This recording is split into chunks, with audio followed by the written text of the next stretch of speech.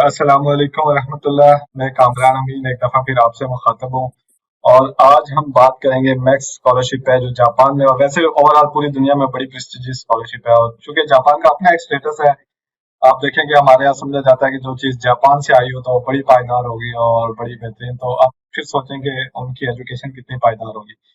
Definitely बहुत invest किया initially, तो बल्कि जापान ही सबसे ज्यादा इन्वेस्ट करने वाला कंट्री था। उन्होंने फिर बहुत प्रोग्रेस भी किया। और जो दूसरी चीज जापान के बारे में है कि ये एक ऐसी कौम है जिसने राख से अपने आप को बुलंद किया। यानी अगर आप देखेंगे जब उन पे एटमी हमला हुआ तो उसके बाद सिर्फ राख के ढेर ही बचे थे। बट एक ऐसी कौम जो राख से समझ लें उन्होंने खुद को बनाना शुरू किया और आज यहाँ पे पहुंची हुई है कि दुनिया में टेक्नोलॉजी की अगर दो तीन चार टॉप कंट्रीज लें तो जापान के बगैर मुमकिन नहीं है क्या उनका नाम है। तो वहाँ पे ये स्कॉलरशिप मिलती है। हम पूछेंगे हाजिक भाई आज हमारे साथ हैं, बहुत शुक्रिया आपका, आपने टाइम दिया। हाजिक भाई ये बताएं कि ये मैक्स स्कॉलरशिप है क्या? बहुत शुक्रिया डॉक्टर साहब। मैक्स बेसिकली जापानीज गवर्नमेंट का एक रिसर्च बेस्ड प्रोग्राम है, जिसके लिए आप मास्टर बैचलर और पीएचडी के लिए अप्लाई कर सकते हैं। और ये सेम लाइक जिस तरह चाइनीज गवर्नमेंट स्कॉलरशिप है सीएस, इसी तरह मैक्स एक काउंसिल है, गवर्नमेंट फंडेड है। तो इसका इसके मैं प्रोसीजर के बारे में आपको बताऊं या कहाँ से स्टार्ट करूं? जी, इनिशियली तो हम ये बात करते हैं, जस्ट इंट्रोडक्शन आ गया जैसे आपने बता दिया। सेकंड चीज डेफिनेटली कि इस पे अगर अप्लाई करना हो तो क्या करना होगा? मैक्स बेसिकली इसका जो प्रोसीजर है वो वेरी सिंपल है कि सबसे पहले आपने प्रोफेसर फाइंड आउट करना होता है, और प्रोफेसर से आपने कांटेक्ट करना होता है, उसको आपने प्रपोजल भेजना होता है। और ईमेल और प्रपोजल, आप ईमेल के साथ प्रपोजल अटैच करके प्रोफेसर को भेजेंगे। प्रोफेसर ने अगर रिव्यू किया, उसने रिप्लाई दिया, तो फिर वो आपसे इंटरव्यू लेगा। फिर इंटरव्यू में अगर आपने उसको कन्विंस कर लिया, आपका प्रपोजल कन्विंसिंग है, तो वो फिर आपको फर्दर बोलेगा कि आप अपने डॉक्यूमेंट्स भेजें, जो आपकी पब्लिकेशन हैं, जो सर्टिफिकेशन हैं, आपकी सीवी और बाकी जो आपकी अचीवमेंट्स हैं वो आप भेजें। तो आप प्रोफेसर्स को भेजेंगे, प्रोफेसर फिर यूनिवर्सिटी को डॉक्यूमेंट फॉरवर्ड करेगा कि ये मेरा स्टूडेंट है और ये अप्लाई करना चाहता है। तो यूनिवर्सिटी उसकी स्क्रूटनी करेगी, और उसके बाद फिर यूनिवर्सिटी टेस्ट और इंटरव्यू कंडक्ट करेगी आपसे। यानी कि एक इंटरव्यू प्रोफेसर कंडक्ट करता है और एक यूनिवर्सिटी कंडक्ट करेगी। यूनिवर्सिटी की तरफ से अगर आपकी सिलेक्शन होगी, फिर यूनिवर्सिटी डॉक्यूमेंट्स फॉरवर्ड करेगी मैक्स को। मैक्स फिर फर्दर आपकी स्क्रीनिंग करेगी। वहाँ पे ये होता है कि जो सीट्स होती हैं कंट्री टू कंट्री, और वहाँ पे आपकी एज और आपकी प्रीवियस यूनिवर्सिटी, वो चीज़ें मैक्स कंसिडर करती है, जो मेरा एक्सपीरियंस है। तो वहाँ से अगर आपकी सिलेक्शन होगी, तो फिर आपको मैक्स एक सिर्फ सर्टिफिकेट भेजता है, जिसको मैक्स अप्रूवल फॉर्म या एक्सेप्टेंस सर्टिफिकेट कहते हैं। वो आपको मैक्स सेंड करता है, और वही लेके आपने एम्बेसी में जाना होता है, जो जिस जापानीज एम्बेसी होती है, उसमें जाके वो डॉक्यूमेंट आपने सबमिट कराना होता है, और सबमिशन के बाद आपका वीज़ा लग जाता है। और आपका जो वीज़ा है वो 3 years 3 months for PhD and 2 years 3 months for master. वहाँ से ये एक ही बार लगता है। और इसमें आपको बाकी कोई चीज़ नहीं करनी होती कि आप मेडिकल कराएं या आप कोई बाकी क्लियरेंस कराएं या पुलिस क्लियरेंस, कैरेक्टर सर्टिफिकेट, कोई चीज़ नहीं। जस्ट एक फॉर्म पे आपको वो 3 years का वीज़ा दे देते हैं, और उसके बाद फिर वो आपको टिकट भी फ्री होता है उन्हें जाने का। तो ये बेसिकली इसका एक शॉर्ट सा प्रोसीजर है। बड़ी अच्छी बात बताई कि इसमें बहुत लंबे चौड़े डॉक्यूमेंट्स वीजा के लिए एटलीस्ट नहीं तैयार करने हैं और जस्ट एक फॉर्म है और बस सारी चीजें हो जाएंगी, राइट? एक तो ये है कि शायद आप एप्लीकेशन के भी दो रूट हैं कि आप जापानीज एम्बेसी के थ्रू भी अप्लाई करते हैं और यूनिवर्सिटी के थ्रू भी अप्लाई करते हैं। कुछ इस बारे में बताएंगे क्या इनमें क्या फर्क है? जी, जो यूनिवर्सिटी ट्रैक है, और एम्बेसी एम्बेसी में जो सीट्स होती हैं वो काफ़ी ज़्यादा होती हैं। लाइक कि आप पाकिस्तानी एम्बेसी के थ्रू अप्लाई करते हैं, और वहाँ पे जो होता है कि जो आपका इंटरव्यू होता है, टेस्ट होता है, वो एम्बेसी में होता है। वो I think Pakistani government conduct करती है। और जो यूनिवर्सिटी होता है उसका डायरेक्ट कांटेक्ट होता है जापानीज जो प्रोफेसर होता है उसके साथ, और जो यूनिवर्सिटी होती है उसके साथ। बाकी जो स्टाइपेंड बाकी चीज़ें होती हैं सेम ही होती हैं। सिर्फ ये है कि यूनिवर्सिटी जो ट्रैक होता है उसमें सीट्स कम होती हैं, 2 या 3 सीट्स होती हैं, और एम्बेसी में आप एक यूनिवर्सिटी के पास आई थिंक 6 या 7 सीट्स होती हैं।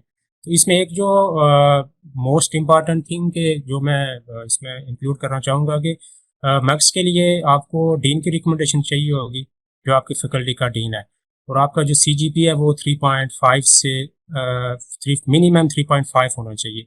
ये दो इसकी जनरल रिक्वायरमेंट्स, क्योंकि मैंने यही चीज़ फेस की है। डीन की रिकमेंडेशन वो मांग रहे थे, तो मैंने बड़ी मुश्किल से फिर अपनी पूंछ यूनिवर्सिटी से उसको, जो हमारे डीन साहब हैं, उनको रिक्वेस्ट करके उनसे ली थी। और सीजीपीए, क्योंकि जब हम 3.5 को मैक्स स्केल में जापानीज जो स्केल है उसमें इसको कन्वर्ट करते हैं तो वो 3.2 या 3.3 आई थिंक आ जाता है। तो ये दो मेजर इसकी रिक्वायरमेंट्स हैं। और उसके अलावा आपकी अगर प्रोफाइल रिसर्च पब्लिकेशन ये चीज़ें हैं तो आपके चांसेस ज़्यादा होते हैं, क्योंकि मैक्स ज़्यादातर ये चीज़ें कंसिडर करता है कि आपकी पब्लिकेशंस हैं और आपकी आपकी कॉन्फ्रेंस पेपर और आपने सेमिनार्स वगैरह अटेंड किए हों, इस तरह की चीज़ें ज़्यादा इसमें रिसर्च करनी होती है। बहुत बेहतरीन। दो बातें, एक तो मुझे आज ये नई बात पता चल गई कि मैक्स के लिए रिकमेंडेशन अगर डीन की हो तो चलेगी, वो या आपसे मांग सकते हैं कि डीन की रिकमेंडेशन हो, यानी जिस यूनिवर्सिटी में आप पढ़ रहे हैं या पढ़ चुके हैं पीछे, उससे जो भी आपके डिपार्टमेंट के डीन है उससे रिकमेंडेशन लेटर लेनी पड़ेगी। और दूसरा, हम चूंकि इस बारे में आने भी वाले थे, आपने इशारा भी कर दिया, एक दफा फिर इस पर डिस्कशन हो जाएगी कि सिलेक्शन के लिए आपके ख्याल में सबसे ज्यादा फैक्टर या कौन से ऐसे कोई 3-4 इंपॉर्टेंट पॉइंट होंगे जिनको कंसिडर करके सिलेक्शन होती है और स्टूडेंट को चाहिए कि उन पे काम करें अगर वो जापान जाना चाहते हैं मैक्स। मेरे ख्याल से जो मेरा एक्सपीरियंस है उसमें इसमें आपका जो प्रोफेसर है वो बहुत मैटर करता है। लाइक जो आपका प्रपोजल है वो अगर कन्विंसिंग है, इनोवेटिव है, तो क्योंकि वहाँ पे आप जो प्रपोजल बनाते हैं यहाँ पे आके उसी पे काम कर रहा हो तो आप उसको चेंज नहीं कर सकते। ये इनकी एक तरह की पॉलिसी है। तो अगर आपने प्रोफेसर्स और उसकी जो रिसर्च वो सारी चीज़ें आपने अच्छी तरह से कर ली और प्रपोजल बना लिया और प्रोफेसर को कन्वर्स कर लिया, तो प्रोफेसर आपकी फिर बहुत ज़्यादा हेल्प करेगा इस सारे प्रोसीजर में। एक तो ये हो गया कि ये जो सिलेक्शन ऑफ प्रोफेसर है यानी उसकी रिसर्च के मुताबिक आपकी प्रोफाइल और वो चीज़ें हों। और दूसरा मेरे ख्याल से अगर आपके पास पब्लिकेशन है तो ये एक प्लस पॉइंट है। और तीसरा जो डीन की रिकमेंडेशन है बेसिकली वो ऑनलाइन होती है, सबमिशन होती है उसकी। तो उसके लिए आपको डीन को रिक्वेस्ट करनी पड़ेगी अपने रेलिवेंट यूनिवर्सिटी के आप हमारे लिए रिकमेंडेशन सबमिट करा दें। तो ये 3-4 चीज़ें अगर आपने कर दी तो ब्राइट चांसेस आपके हो जाते हैं। और मेरे ख्याल से गैप भी शायद मैटर करता है, क्योंकि मेरा जो इसमें गैप नहीं था, लाइक मास्टर के बाद 1 ईयर था और वो भी मैंने उसमें मैं जॉब कर रहा था तो मैंने ऐड किया था। तो अगर गैप नहीं है तो वो भी एक आप कह सकते हैं कि अच्छा प्लस पॉइंट आपके आपके पास के आपकी इसमें जो वो तो नहीं सिलेक्शन के चाहिए चांसेस कोई हैं उसको मैक्सिमाइज कर देगा। जापानीज लैंग्वेज के टेस्ट या कोई और टेस्ट इसके अलावा? नहीं नहीं, पीएचडी के लिए खास तौर पे किसी भी किस्म का टेस्ट नहीं होता है। सब चीज़ें इंटरव्यू पे होती हैं और प्रपोजल पे होती हैं। और मास्टर के लिए इनका टेस्ट होता है और वो जापानीज़ लैंग्वेज का नहीं होता, वो इंग्लिश में ही होता है। ऑन द कैमरा होता है और वो पहले आपको इंस्ट्रक्शन वगैरह भेज देते हैं कि इस तारीख को आपको आपका टेस्ट है और ये चीज़ें आपने करनी है। तो आइल्स अगर आपके पास है तो ये एक प्लस पॉइंट नहीं है तो तभी आप कर सकते हैं, विदाउट आइल्स पे आप कर सकते हैं। अच्छा, इसमें एडवांटेज क्या क्या मिलता है? मतलब एक तो यह है कि आप जापानीज यूनिवर्सिटीज में जाते हैं जहाँ पे डेफिनेटली फैसिलिटीज बहुत अच्छी है, वहाँ पे आपको तालीम का मौका मिलता है।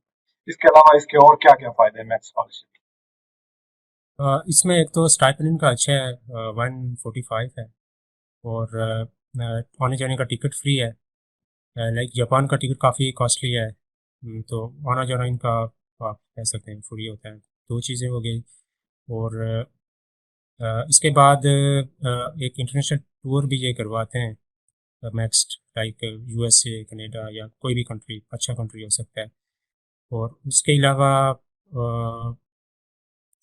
बाकी जो स्टडी के हवाले से चीज़ें हैं वो भी अच्छी हैं एज़ कम्पेयर टू मैं। कैसी है एज कम्पेयर टू चाइना? आप जापान गए और पाकिस्तान के मुकाबले में भी जापान में अभी तक आपने क्या फील किया है?